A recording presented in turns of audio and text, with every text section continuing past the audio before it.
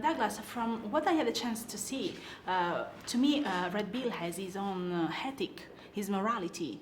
Do you agree with that? 100%. He has his morality, but I think at the beginning of the story he's lost it to some degree. He's lost some of his humanity and who he once was. But I think as the series goes on, he discovers it more, and he's reminded of who he once was as a person, and he grapples with that and is sort of gravitating potentially towards who he could be. Guido, secondo te questa serie in che modo aggiorna i temi del western e li avvicina forse un po' di più a quello che è il nostro tempo? Sì, giustissimo, cioè, ne parlavamo prima. Credo che l'ambientazione, il genere e tante cose siano western, ma ci sono dei temi assolutamente contemporanei che fanno, e proprio perché sono distanti forse ti fanno riflettere più sul presente.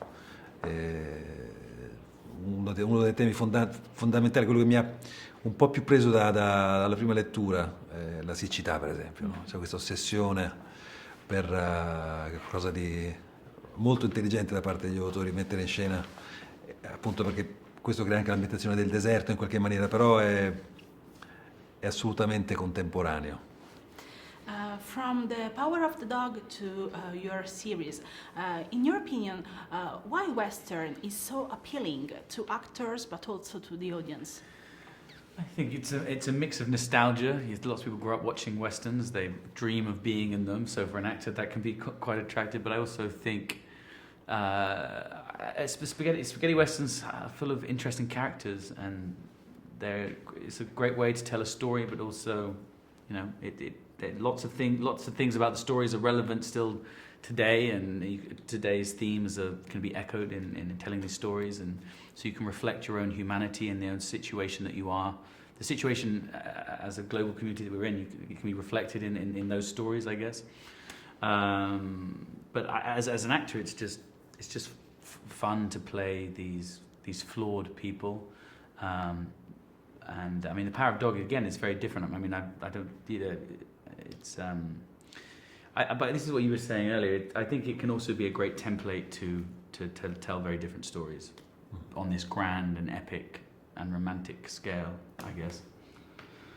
Yeah. Go on. Do better than I just did then. Quando ero piccola mi divertivo con mio padre a giocare al Far West. Okay. È qualcosa che facevi anche tu sei cresciuto anche tu con il mito del Far West, magari anche grazie al cinema, penso insomma ai film che abbiamo visto tutti quanti, no? Da Sergio Leone a John Wayne, oppure in realtà questo mondo l'hai scoperto grazie appunto al tuo lavoro? Ma io non ho mai smesso di giocare al Far West, ce lo faccio quotidianamente, un po' è vero. No, mi piace questa, un po' si lega alla domanda che hai fatto prima, rispetto all'immaginario di questi posti in cui l'animo si può distendere nonostante i problemi e le vicissitudini dei personaggi, no? Il Far West è qualcosa con spazi enormi, dove c'è sempre qualcosa da scoprire, dove è quasi tutto possibile in realtà. E quindi nella mia testa, sì, sono abbastanza Far West. Douglas, did the landscapes, the location help you to better step into this world? Yeah, very much so. I think when you make a movie on a green screen in the studio, and when you then go and make a movie where you're very much in these real places, and you can smell the dust, you can feel the heat, you're truly sweating and covered in rashes, and you feel more in the character. It definitely helps for sure, and I think the landscapes are very much a character in our piece, and the way that our filmmakers framed these scenes as well. That it's nothing like the real thing. It's very much a character. Yeah, you just have to be there. Yeah, you just have to. Yeah, you just have to be there. It does so much of the work for you, because it was brutal, and we. There were times we were very much battling the elements, whether it be 45-degree heat in the Sahara Desert or very windy. Very, very windy. I mean, bloody the hat constantly, like trying to act your hat. I wish I could have the elastic band here.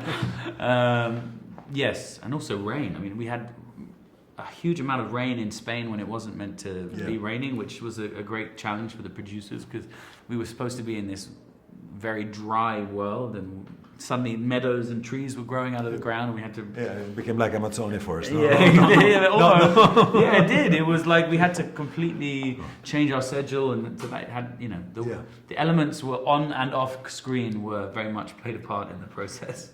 Yeah. Thank you so much for Thank your you. time. Grazie. Thank you. Grazie.